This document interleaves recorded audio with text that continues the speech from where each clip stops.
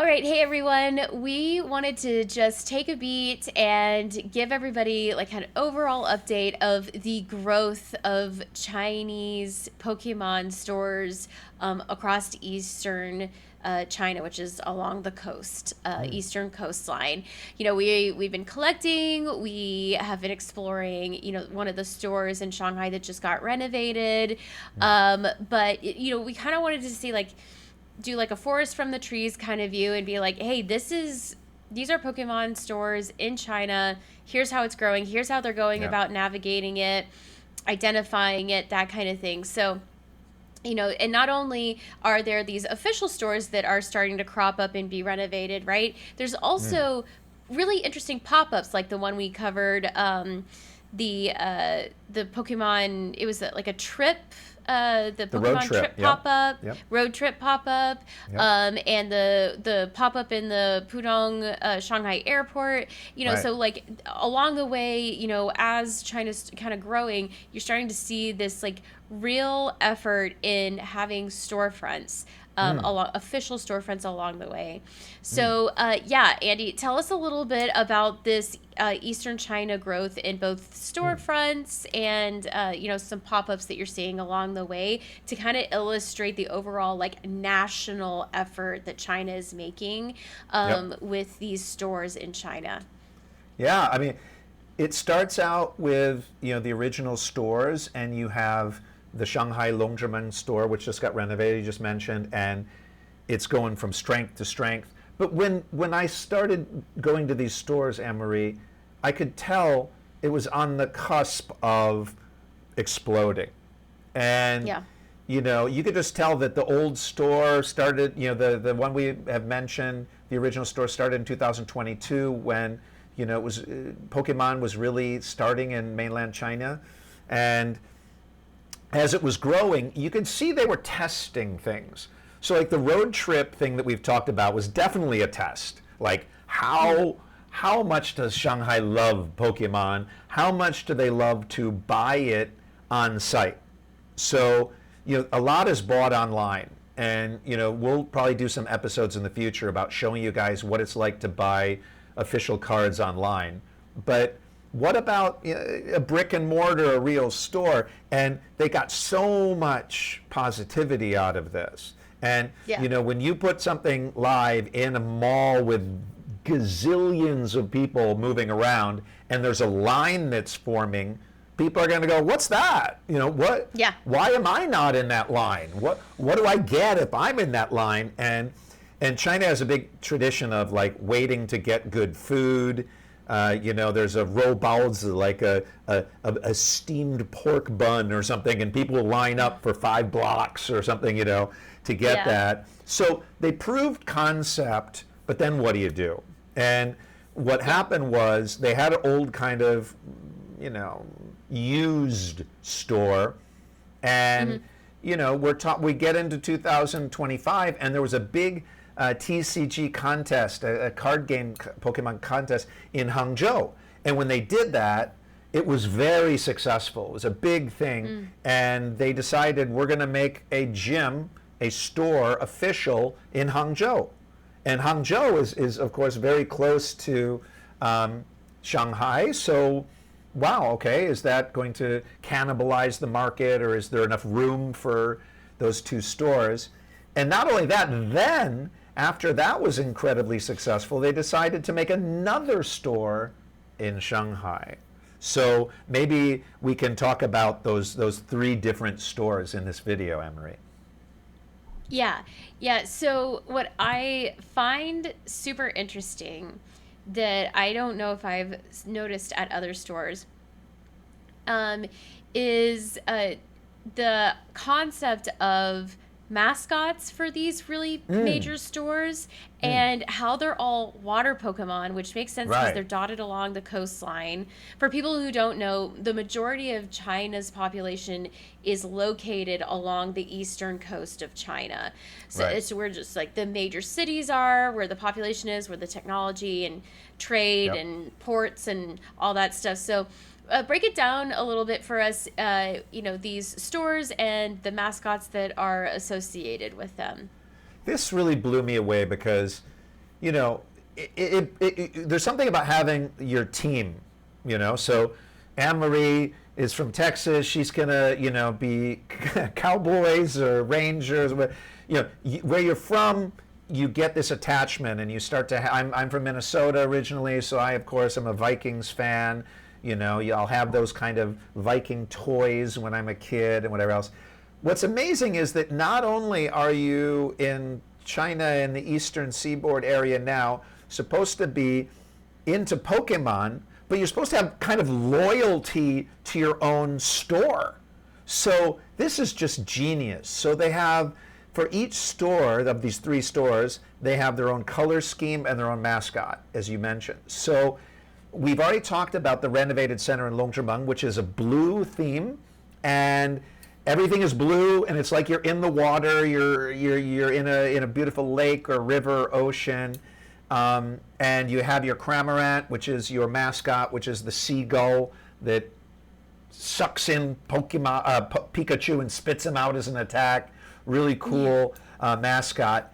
But then you'd say, oh, okay, this is the mascot of Pokemon stores, but it's not. So I went to Hangzhou, and it was beautiful, and it's in this really cool mall where you're kind of inside and outside at the same time, as you can see in the photographs I'm going to show you guys. And its theme is not blue, it's orange, and the mascot is Goldeen. So the goldfish, the beautiful goldfish, I always thought this is one of the most attractive, like just aesthetically amazing Pokemon is Goldeen. Yeah. I think it's just a beautiful, and that orange theme with the thing, we've got these beautiful, just the whole thing is orange and fantastic. Like sunset colors. When I very much so, very much so. Yeah. It's so warm and fantastic, and very not blue, right? It's not the Longzhimeng store. And then, you know, when the renovation was happening in the Longzhimeng store, as I'm really searching online, when is it going to open? Is it going to open? Whatever. I stumble upon another gym in Shanghai that opened right at the end of 2025, and which is a couple months ago, really. And they aren't just using, you know, Cramorant and blue because it's Shanghai, but this gym actually uses the color purple, and it's everything's purple and cool, as you can see in the photographs I'm going to post here now. And the thing is that it's a Veluza Pokemon, so it's like this piranha shark kind of thing, and it's kind of a happy piranha, which is a weird idea, but it's totally different. So you've got blue, orange, purple. Those are very different colors. So what's really cool about these stores is not only do you start feeling like this is my store. So I really started getting into Cramorant because it was my first store, kind of like the sports team when you're a kid, that your parents, it was their team and the people around you, so it becomes your team no matter where you go. But you know, I started looking at, and I really like Goldeen and I like Veluza, and I started, saying, I could get people saying this is my store and I'm going to have loyalty to my store because the branding was so good and so cool. And the other thing that's so cool is if you look now at all 3 of the store's bags, and each one has the different color scheme, they have a really cute kind of montage of Pikachu or with Goldeen or with Cramorant or with Veluza, and it's so well done, and it just brings it back to Pokemon is just a collection of amazing designers and storytellers, and when they get to design a store like an Apple store, it's just the right people doing the right thing. And one thing that I have to say is that when I went to this Yangpu, the second store in Shanghai, which is also, of course, located in the mall. And when you come up to the mall and you look up, you see this big Pikachu on the roof of the mall looking over. And it's such a classy, cool thing. I love it. And as well, for this Yangpu store, the second store in Shanghai, they have this big Pokeball that's right in front of the mall. So Love when it. everybody goes in, and think of how many people are going in that mall, Anne-Marie, they see the Yeah. ball, they see that purple color already, the connection, and then it's in the basement, level B1, and you go down Yeah. there, and it's like the most busy Times Central. What's the Times? What? Come on, Penn Station. What is that in Yep. New York? The big Yeah. train station, Times Square Central, whatever. Sorry, Yeah. New Yorkers. Uh-huh. Sorry. But anyway, like I know more like Shinjuku, the biggest train station in Japan. Just people, Yeah. people. And you go into the purple Veluza mascot store, and it's brand new. Everything's new. So all three of these are really new. Well, one is old and renovated. You have two other new stores, and the staff there are so nice. So check this out, Anne-Marie. I go into the store and they say, "Hey, can we help you?" and other things, not in a overly burdening way. And I say, "I'm actually looking for something." And they tried to help me find it. We couldn't find it, which is the Y-Lord plushie I want to get for my son. He loves Y-Lord, who's a big new character in the Wind and Waves Generation 10. So we're all looking for that. So I know I'll get him something soon. But when we failed in that chase mission for the plushie, they said, "Hey, we have these promotions. Make sure to get these." So they gave me these really cool things. One is a kind of a cutout of folding paper, very Japanese style Snorlax, which you know I love Snorlax. And the other one was this really cool pin.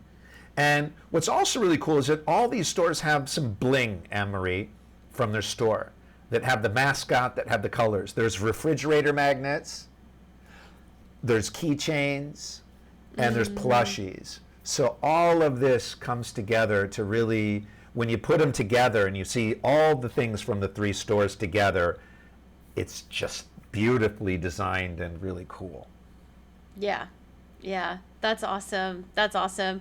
Well, yeah, we just wanted to share this with you just to show that this is like a national country effort. Exactly. On behalf of China, and how seriously they're taking it and how they're doing it their way. Like they really Yep. are. And not only are they doing it their way, they're doing it their way by city that these really major Right. stores are in to differentiate, which I think is a really cool approach. Instead of saying, "Oh, it's like the Shanghai Pokemon store or whatever," it's like, no, this Right. is like, you can differentiate the stores based on the color and the mascots and stuff, which I think is just so appropriate and cool.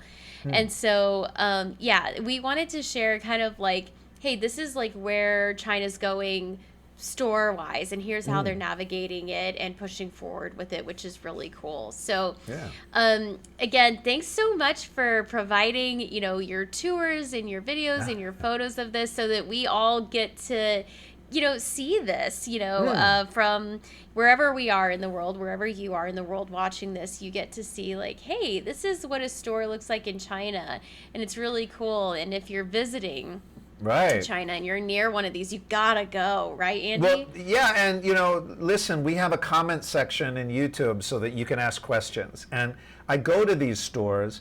I like to go to them every couple weeks or so, or once a month, for the other stores besides the Longzhimeng one. And if you have a question about it, if you want to know something about the store, I'll be there. I'll be your reporter. I'll be your interviewer. Just go ahead and tell us what you're interested in. We'll make sure that we answer those questions for you, because we really think of ourselves as your eyes and ears here in China for the Chinese Pokemon market, and we have the easy ability to communicate back and forth on what's going on. So please be part of our Snake Pit community, and let's dig deep, Anne-Marie. Yeah, absolutely. As always, thanks for hanging out with us and watching this video. If you liked it, hit the like button, subscribe to our channel, share it with someone who might find, something like this interesting in exploring the official stores, Pokemon stores of China. And be on the lookout for our next video. Yeah. Thanks, guys. Bye. Bye.